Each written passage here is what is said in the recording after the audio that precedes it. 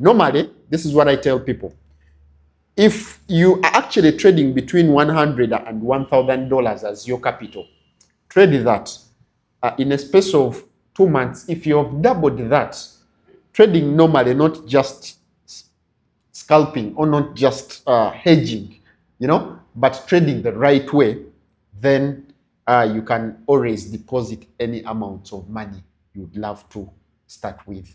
That is after the capital you've invested, you've doubled it. Hi traders, I'm Babazi Sharon from FXKampala.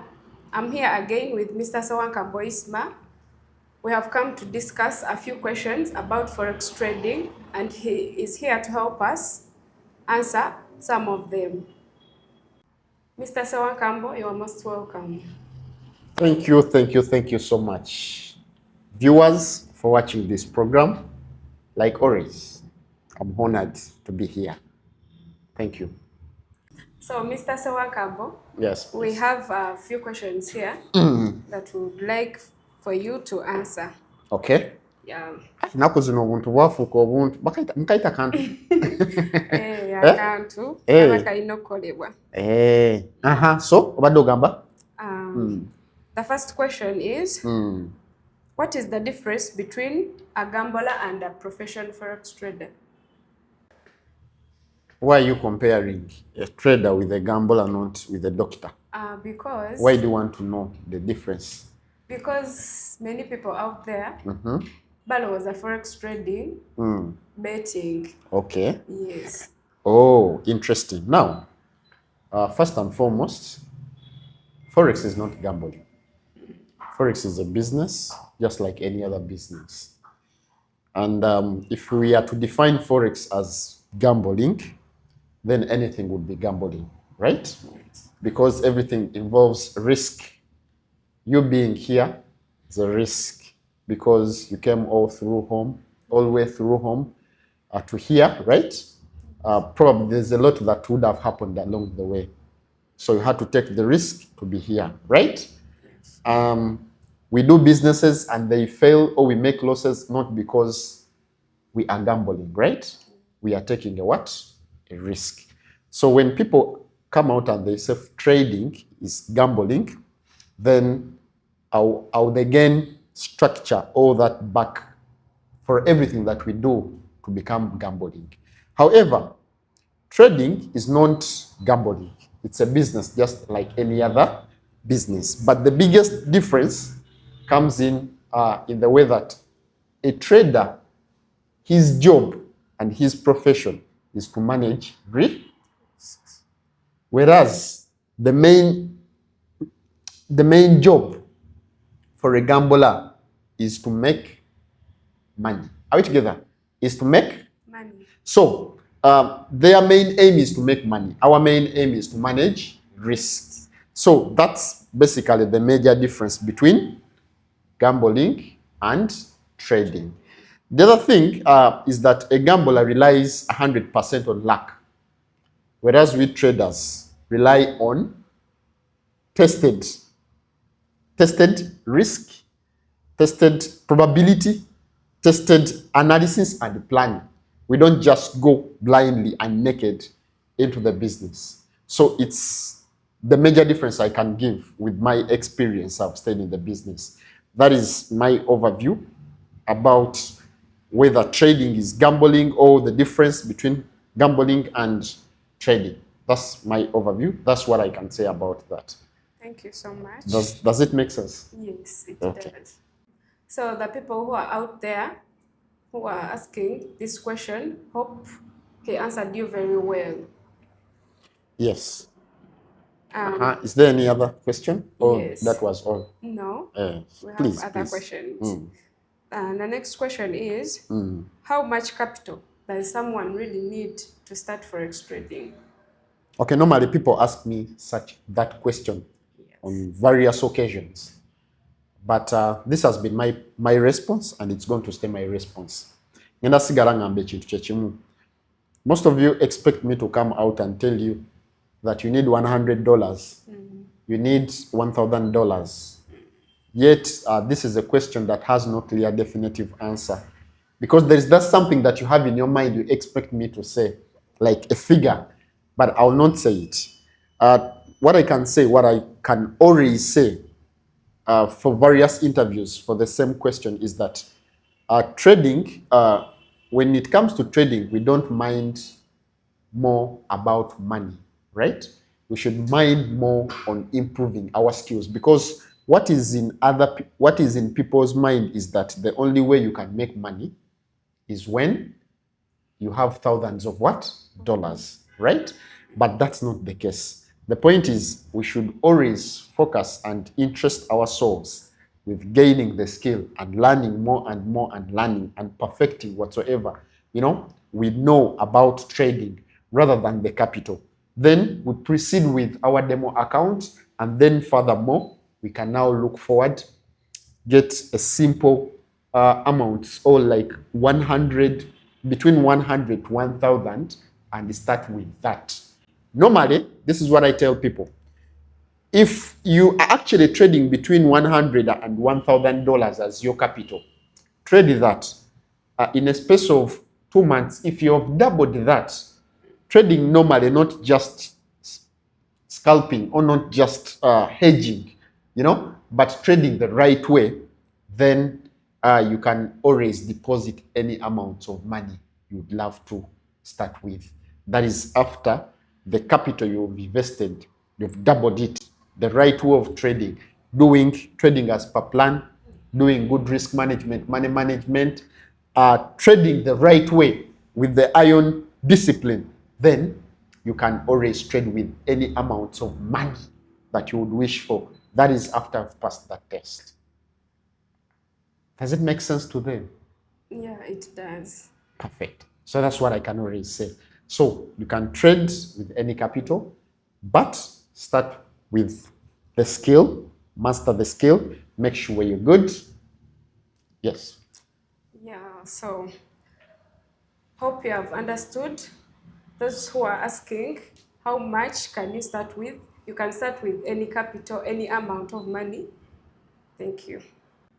The next question is, what makes more people blow their accounts? Well, there are quite a number of reasons as to why people blow their accounts, but mostly it's greed. Okay? When people come into the business, they come with higher expectations. You understand it? That, I'm starting today, but by next week, I'll have a Lamborghini. I'll have a Maserati. Now, once they start trading the first month and they see what they had in their expectations, what is on ground is far different from what they had in mind.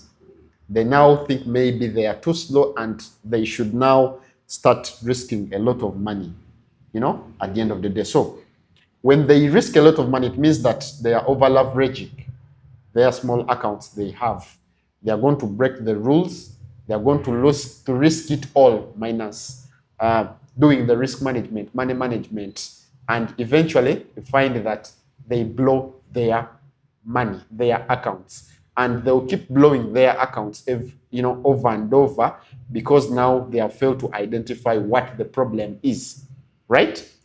Yet the point is, one should come in the business thinking that trading is not trading, it's not something strange, but rather the business like any other business, and therefore should be treated as any other business, not with high expectations. Okay, so they come with that mentality that there is free money in the market, which eventually leads them to blow their accounts, because they will think maybe they are too slow and they are not making the money as they should be making. So therefore they over leverage, they trade without a trading plan.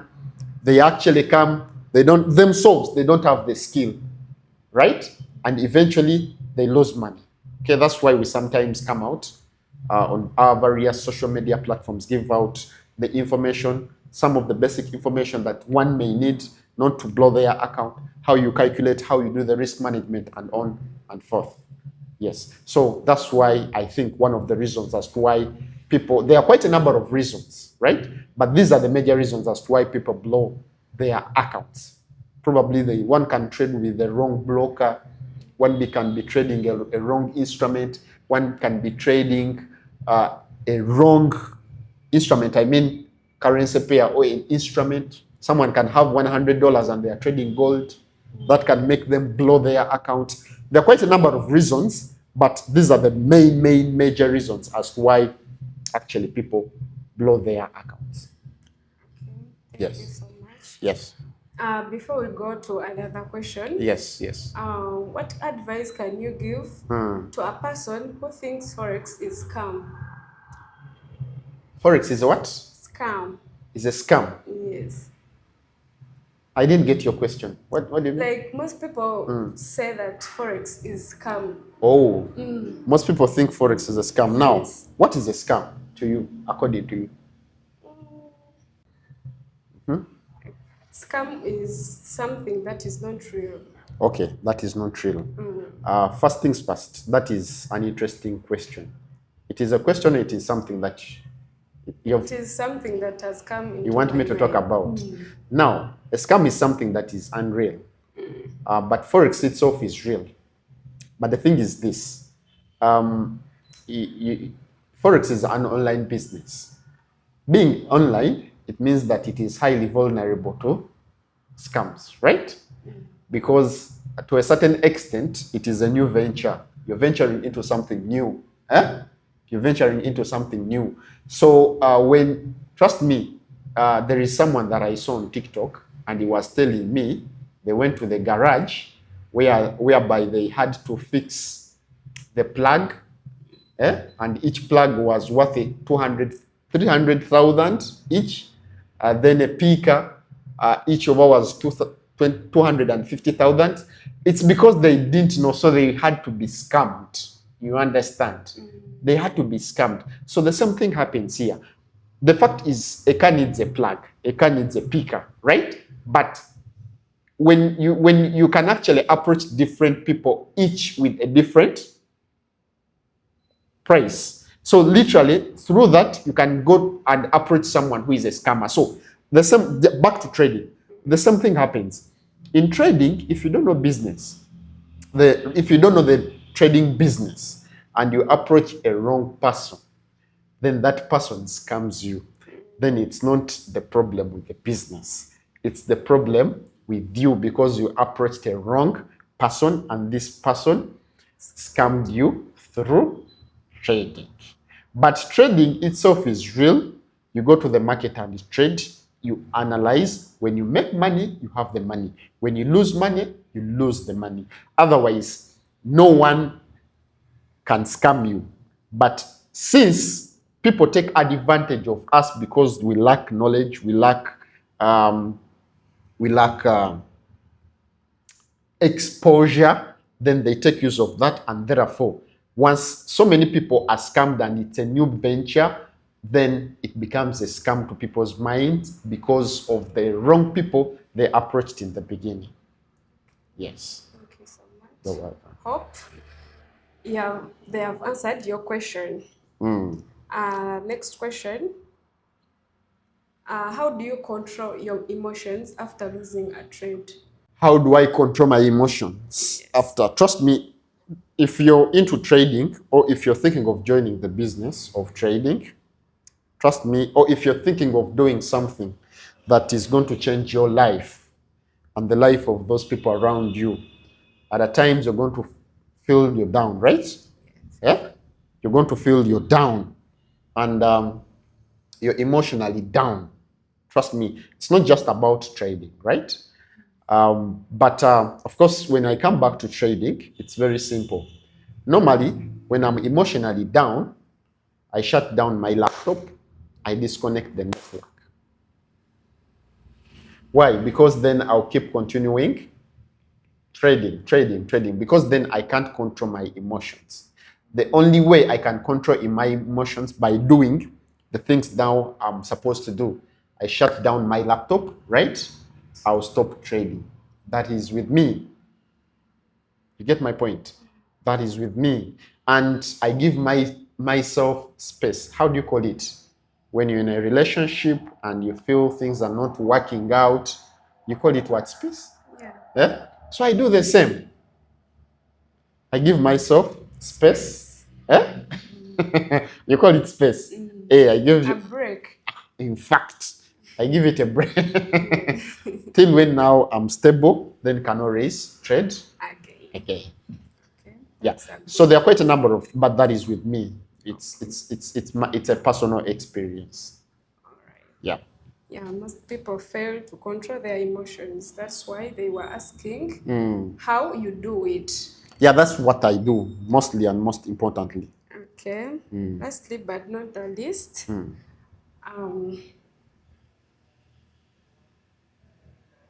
how do you know when to trade and when not to trade? How do you know when to trade and when not to trade? First, for anyone to trade, they have to analyze the markets, right? So I'll only trade when my strategy tells me or when I have a clear setup for my entry, then I'll trade. I'll not trade when I don't have a clear setup, right? I'll not trade when I'm not emotionally stable, right? I'll not trade when, of course, the markets are closed.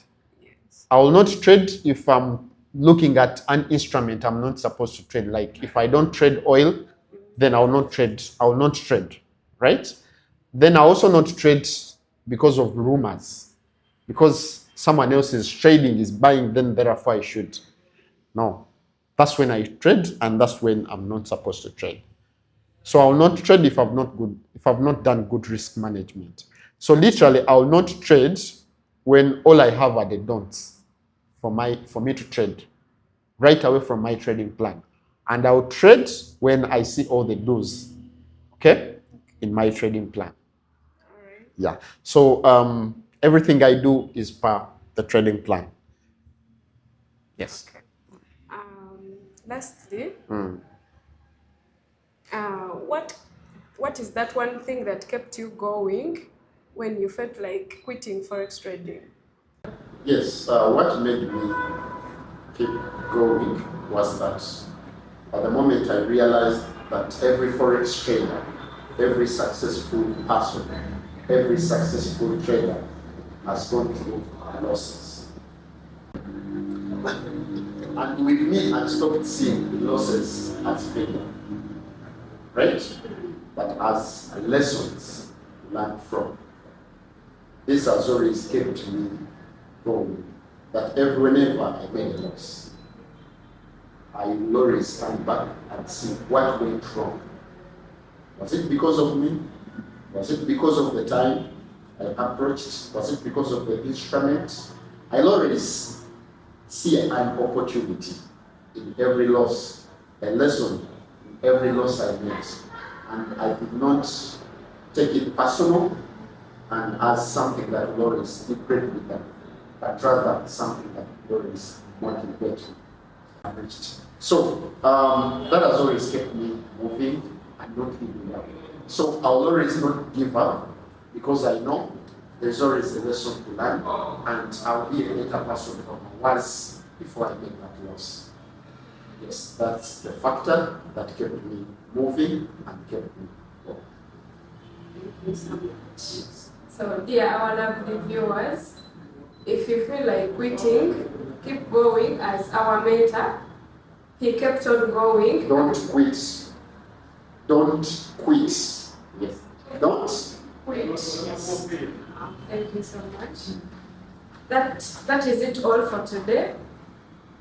Comment, like. I'll be collecting all your questions and I'll be referring to him. Thank you so much. Have a lovely day.